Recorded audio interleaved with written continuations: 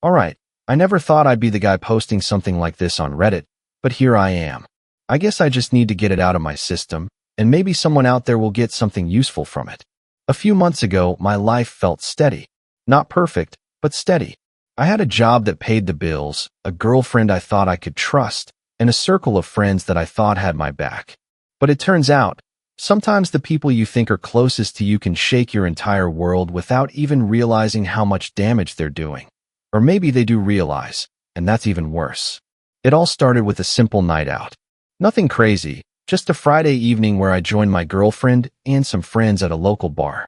I wasn't really in the mood to go, but I figured, hey, bonding time, right? A chance to be around people I care about. But something felt off. You know that gut feeling? The kind that pokes at you like an annoying fly you can't swat away? Yeah, that. I noticed little things first. My girlfriend was on her phone more than usual. My so-called best friend kept giving her these glances that were way too long to be casual. At first, I told myself I was just being paranoid. I mean, I'm not the jealous type. I hate guys who control their partners or accuse them over nothing. So I brushed it off. I laughed when I should have laughed, ordered another drink, and pretended like everything was fine. But deep down I knew something was brewing. And here's where I want to tie in the theme of this post, the power of not reacting. Because that night, I didn't say a word. I didn't confront her. I didn't call out my friend. I just stayed quiet. And honestly, that decision changed everything. So, I kept my cool that night. No scenes, no drama. I just sat there, sipping my drink, listening to conversations, and pretending to enjoy myself.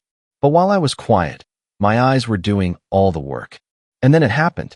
My best friend, let's just call him Jake, leaned over to whisper something to my girlfriend. She laughed, but not the normal kind of laugh. It was one of those flirty laughs, the kind where her head tilted just a little too close to his shoulder. I swear, in that moment, every cell in my body wanted to explode. My fists clenched under the table, my jaw locked so hard I thought I might crack a tooth.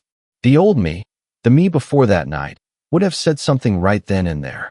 I would have called them both out, probably made a scene, and ended up looking like the crazy, jealous boyfriend. But instead, I did something different. I decided not to react. And you know what? It was wild how powerful that choice felt. It was like I suddenly had all the control in the room. They thought they were hiding something from me, but by staying calm, I got to observe everything. Every touch, every smirk, every little glance they thought was secret, I saw it all. At one point, Jake even put his hand on her back when he got up to go grab drinks. Just a second, maybe two. But I caught it. And the worst part? She didn't move away. She didn't flinch. She let it happen. I excused myself and went outside for some air. My heart was pounding, my stomach twisted in knots, but I reminded myself, don't react. Not yet. If I blew up, they'd spin it on me. I'd be the problem. I'd be insecure or overthinking. No, I was going to play the long game. And that decision, to stay silent, set up everything that came next. The next morning felt weird. You know when you wake up with that heaviness in your chest, like you already know something's wrong before you even open your eyes? That was me.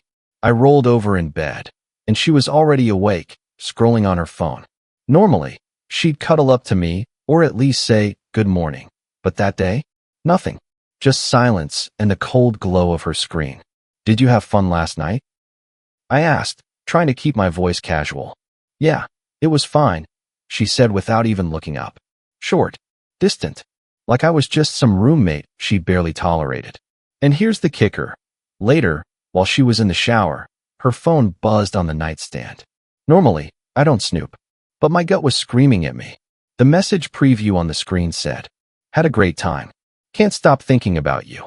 Jay, my heart sank straight into the pit of my stomach. I didn't unlock the phone. I didn't need to. I already knew. Jake, my best friend. I wanted to scream, to throw the phone against the wall, to storm into the bathroom and demand answers. But again, I didn't react. Instead, I put the phone back exactly where it was, face down. I got dressed, grabbed my keys, and told her I was going out for coffee. On the drive, I was shaking. My knuckles were white on the steering wheel. My brain kept looping the same thought. How could they do this to me? My girlfriend, and my best friend. The two people I should have been able to trust the most. But somewhere between the red lights and the hum of the engine, a strange calm came over me. If I played this right, if I stayed patient, I could see the whole picture before they even realized I knew. That morning, I decided I wasn't just going to confront them. I was going to watch. I was going to gather every detail, every lie, every excuse. Because when the time came, there would be no escape for either of them. That day, after cooling off with coffee and some deep breaths, I decided I wasn't going to go full detective mode with screenshots and tracking apps. Nope. I was going to use something way simpler: conversations. When I got back home, she was sitting on the couch, hair still wet from the shower, scrolling again. I casually dropped, "Hey, Jake texted me this morning, said he had a great time last night." I didn't blink. I didn't twitch. I just said it like it was nothing. Her reaction? Priceless. She froze for half a second, then gave this little fake smile. "Oh yeah? I didn't even notice." She said it way too fast, like she'd rehearsed it. That half-second pause told me everything. Later that week, I decided to test Jake. We were hanging out, just grabbing beers, and I leaned in with a grin. "Man, you were really chatty with everyone at the bar the other night. Especially with her. Looked like you two had your own little comedy show." He laughed a little too loud, waved his hand, and said, "Oh, come on, don't be like that. We were just joking around." Then, this was the kicker, he changed the subject immediately. Didn't even give me time to push back. That was when I knew I had them both on the hook. They were scrambling, but they thought I was clueless. That's the thing about not reacting. People assume silence equals ignorance. But in reality, silence is power. Inside, though, it was tearing me apart. I'd go to work, put on a fake smile, and act like everything was normal. But on my commute home, I'd feel my chest tighten, like I couldn't breathe. It was like living in two different worlds, the calm mask on the outside, and the storm raging inside. Still, I told myself, patience. Don't react. Let them write their own downfall. It didn't take long before their little acts started falling apart. People always slip when they're lying, sometimes in the smallest, dumbest ways. One night, my girlfriend told me she was going to grab dinner with a coworker. Normally, no big deal. But here's the thing. She left the house in jeans and a hoodie, then came back 3 hours later with her makeup smudged and her hair all done up like she'd just stepped out of a photo shoot. "Coworker, huh?" I asked, pretending not to care. "Yeah," she said, avoiding my eyes, fumbling with her bag. "We just grabbed sushi." Funny thing, I know for a fact she hates sushi. She can't even stand the smell of it. But I just nodded and said, "Cool. Glad you had fun." Meanwhile, Jake slipped up in a different way. A few days later, he texted me asking if I wanted to hang out. When I said I was busy, he replied, "No worries, I'll just chill with her." My blood went cold. He must have realized what he typed because a second later another message popped up. "LOL, sorry, meant I'll chill with the guys." Typo. A typo? Please. You don't accidentally type my girlfriend's name instead of the guy's. I didn't even respond. I let him sit in that awkward silence, wondering if I caught it. That's the beauty of not reacting. You leave people alone with their guilt, and it eats them alive. But the truth is, it was eating me alive too. I couldn't sleep. I couldn't focus at work. I felt like I was watching my life unravel piece by piece, and the only thing holding me together was the thin thread of self-control. I kept telling myself, not yet. Let them think they're safe. Let them dig their own grave. So here's where everything took a sharp turn I didn't see coming. It was a random Tuesday night. I'd stayed late at work to finish a project, and instead of heading straight home, I decided to grab some takeout. There's this little Thai place near Jake's apartment, and I hadn't eaten all day. I walked in, placed my order, and while I was waiting, I glanced out the window. That's when I saw them. My girlfriend, Jake, sitting together at a corner table, laughing like they didn't have a care in the world. They weren't holding hands or anything obvious, but the way they leaned in toward each other, the way her hand brushed his arm while she laughed, it was enough. And the worst part? She was wearing the same hoodie she had on when she told me she was going to study at the library. My stomach dropped so hard I thought I was going to throw up right there in the restaurant. Every instinct screamed at me to march outside, slam my hands on their table, and expose them in front of everyone. But I didn't. I stayed inside, quietly grabbed my food when it was ready, and left through the side door so they wouldn't see me. My hands were shaking so badly, I almost dropped the bag. In the car, I just sat there. No music, no phone, just silence. And you know what? That silence hurt more than anything they were doing outside. Because in that silence, I had to face the truth. It wasn't paranoia anymore. It wasn't a suspicion. It was real. And yet, I still didn't confront them. I told myself, not tonight. Not like this. When I finally react, it's going to be on my terms. But the seed of betrayal was now a tree, and I knew it was only a matter of time before it split my world wide open. After that night at the Thai place, it was like I was living in a parallel universe. On the surface, nothing had changed. She still came home, kissed me hello, asked about my day. But underneath, I couldn't unsee what I saw. Every word out of her mouth felt rehearsed. Every smile looked like it was hiding something. The cracks started showing faster than I expected. One evening, she came home late, tossing her bag on the couch. I asked, "Rough night at the library?" She froze for just a second, too long for it to be natural. Yeah, it was packed," she stammered, avoiding eye contact. Then she added, "I bumped into Jake there, actually. Totally random." That's when I almost laughed out loud. Jake, at a library? The guy hadn't opened a book since high school. But I kept a straight face and said, "Oh, that's cool. Small world, huh?" She nodded too quickly, her cheeks a little flushed. And right then, I realized something important. She was starting to panic. She was covering tracks that didn't need covering, because she thought I hadn't noticed anything yet. That was the power of my silence. Later that night, she left her phone on the nightstand again. A notification lit up the screen. "Jake, had a great time. Same spot next week." She must have forgotten to turn off previews. I didn't touch it, didn't scroll, didn't unlock. Just read the surface and let it sink in. Lying there in the dark, listening to her breathe beside me, I felt a mix of rage and sadness. Rage because of the betrayal, sadness because this wasn't the girl I thought I knew. The woman I loved was slipping through my fingers, and I couldn't decide if she was worth trying to hold on to anymore. But I kept reminding myself, don't react yet. Let her show me everything. It happened on a Saturday afternoon. Jake invited me to watch a game at his place. Just the two of us, like old times. Honestly, I almost said no. But some part of me wanted to see how far he'd take the lies. So I showed up. He had beers in the fridge, snacks on the table, TV already blasting. It all looked normal enough. But then, mid-conversation, he slipped. We were talking about plans for the next week, and he said, "Well, Tuesday's out for me. I've already got dinner."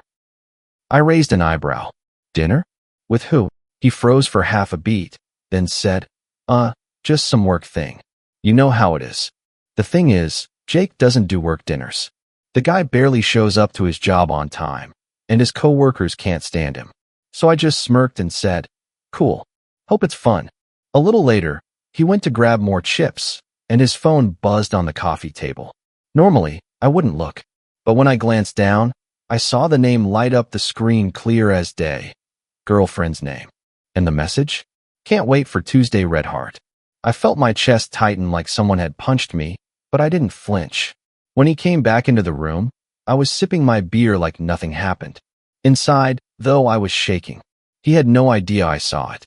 He plopped down on the couch, laughing at the game, while I sat there thinking, this is it. This is the confirmation I've been waiting for. On the drive home, I kept my face calm, but inside I was spiraling. I realized the worst part wasn't just the cheating.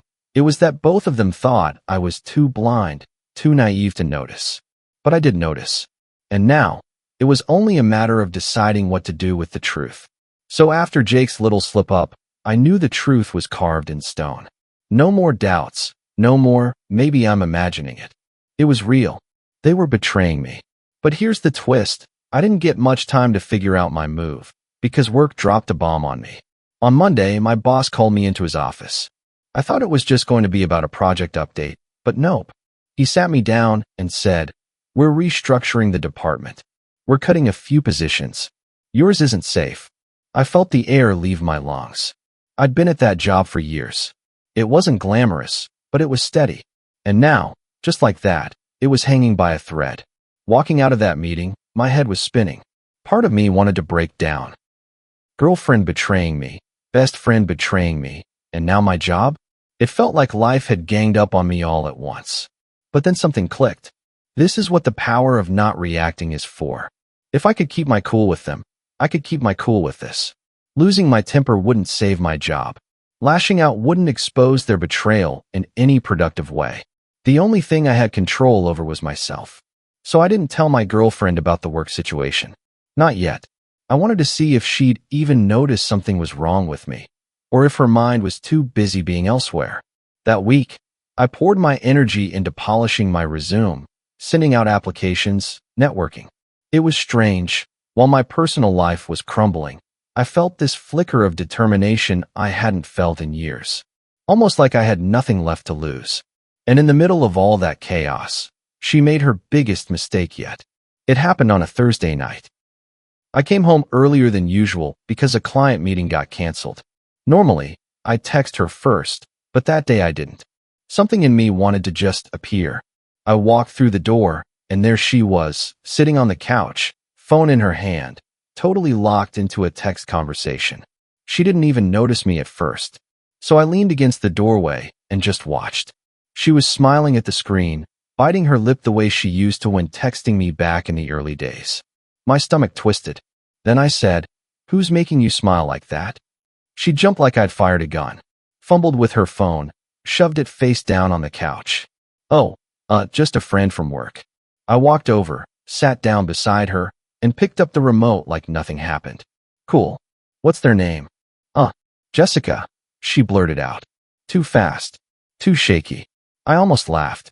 She couldn't even come up with a guy's name on the spot, so she just threw out, "Jessica," like that would cover everything.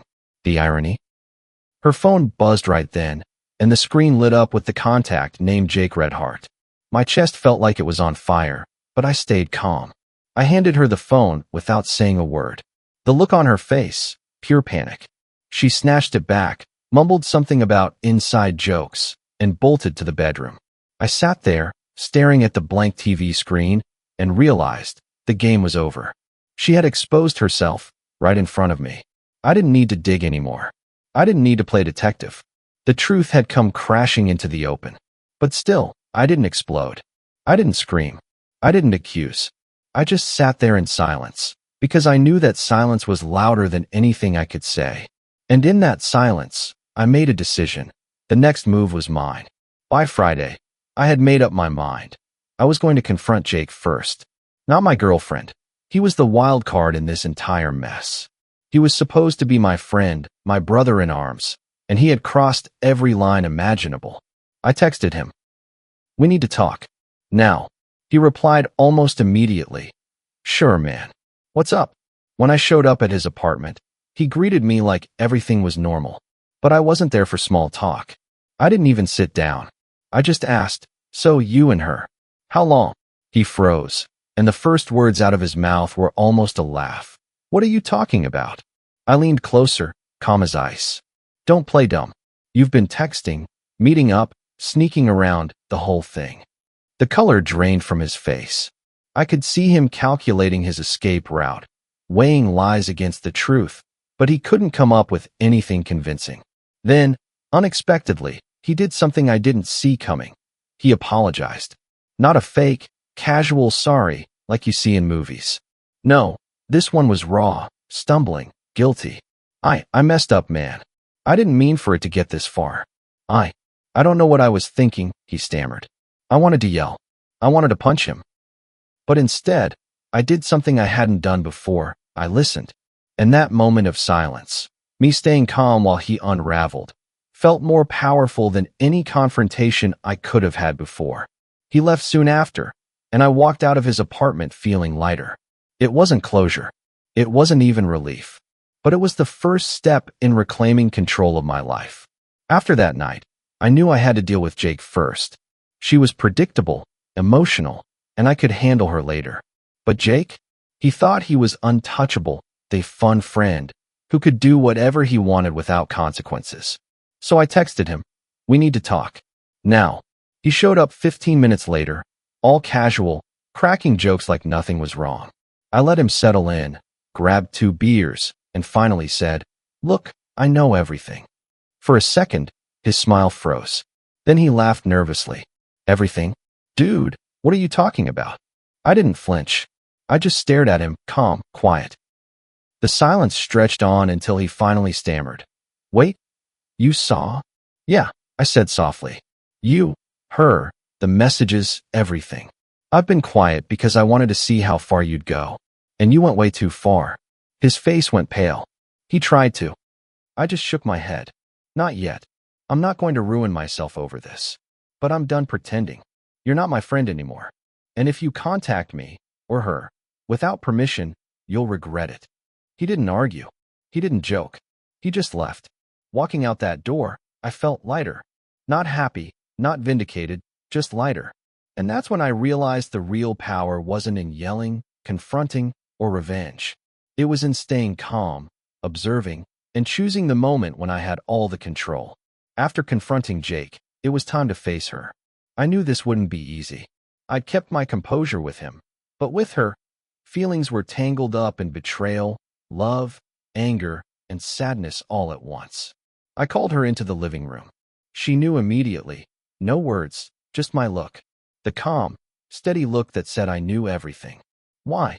I asked, voice quiet but firm. "Why do this to me?" Her eyes filled with tears immediately.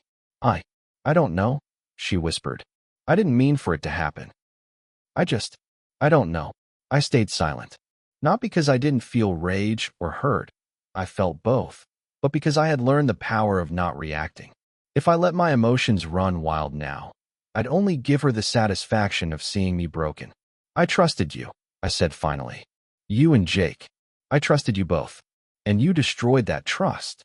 She tried to reach for my hand, but I stepped back. "I need you to understand something," I said. "This isn't just about us. It's about respect, honesty, boundaries." And you crossed all of them. The room was heavy with silence. No tears, no shouting, just the weight of the truth pressing down on both of us. For the first time, I realized something important. My calmness wasn't weakness, it was clarity. I could see the situation for what it was without letting emotions cloud my judgment. And that clarity would guide my next steps. After that confrontation, I knew I had a choice. Let this betrayal define me, or take control of my life and start rebuilding. I chose the latter. The first step was space.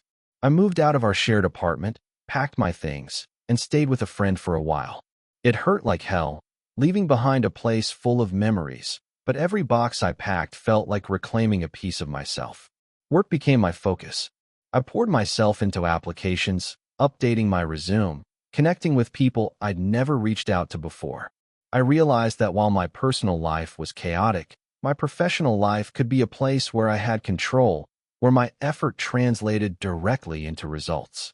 I also started small routines to reclaim my peace: morning runs, journaling, even meditation. At first, it felt silly, but little by little, I noticed the tension in my chest easing. The storm inside me quieted because I was no longer reacting to everyone else's chaos. I was steering my own ship.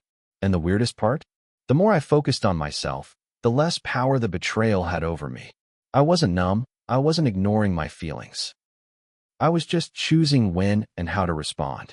That calmness gave me strength I hadn't realized I had.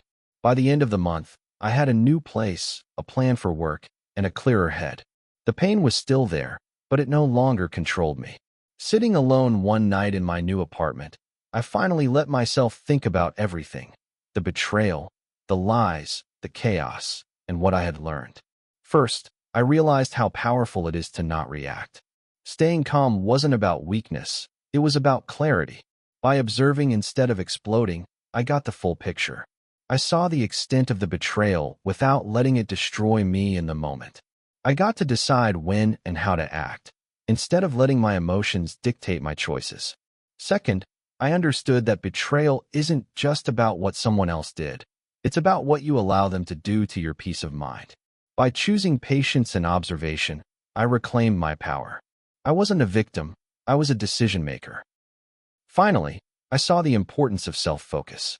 While the people I trusted were tearing each other apart behind my back, I was building myself back up, physically, mentally, and professionally.